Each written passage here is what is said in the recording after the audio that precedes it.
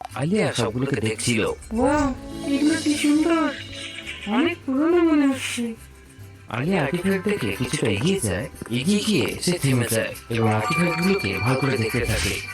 তার একটা আর্টিফ্যাক্টে কিছু গন্ডগোল লাগে। তোমরা কি বলতে পারবে আলিয়ার কোন আর্টিফ্যাক্টে গন্ডগোল লাগলো? ভালো করে অবজার্ভ করো।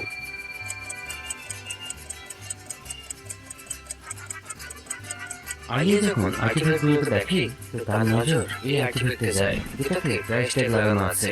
এবার পুরোনো আর্টিফ্যাক্টে প্রাইস ট্যাগ কিভাবে থাকতে পারে? অর্থাৎ এটা নকল, বাইরে থেকে কিনে এখানে রেখে দেওয়া হয়েছে। আলিয়া হাসে এবং সেখান থেকে চলে যায়। চল পরে ধাঁধাটা দেখে নি। আলিয়া তার স্টুডিওতে বসে কাজ করছিল, তখনই লাইট চলে যায়। আরে এটা কি, কারেন্ট কেন চলে গেল? তখনই আদির রুমে দরজা খুলে যায় এবং পুরো রুমে গ্যাস ছড়িয়ে যায়। আদি অজ্ঞান হয়ে যায়। আদি চোখ খোলে তো সে একটা অন্ধকার রুমে বসেছিল। আদির সামনে একটা পেপার রাখা ছিল যেটাতে কিছু নাম্বার লেখা।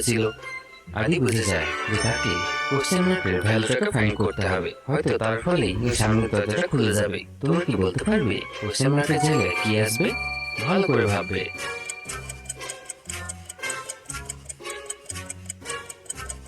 First number into third number plus middle number হলো অ্যান্সার। যেমন 1 into 1 1 plus 2 equals to 3 3 into 3 9 plus 4 13 হয়ে যাবে। 4 ইন্টু 3 12 প্লাস 5 17 হয়ে যাবে। তাই উত্তরের জন্য 6 ইন্টু 2 12 প্লাস 1 13 হয়ে যাবে। আদি এটা বুঝে যায়, 13 প্রেস করে এবং সেখান থেকে বেরিয়ে যায়। চলো পরের ধারা দেখেন। সায়েন্টিস্ট বুলবুলিয়া তার ল্যাবে এক্সপেরিমেন্ট করছিল।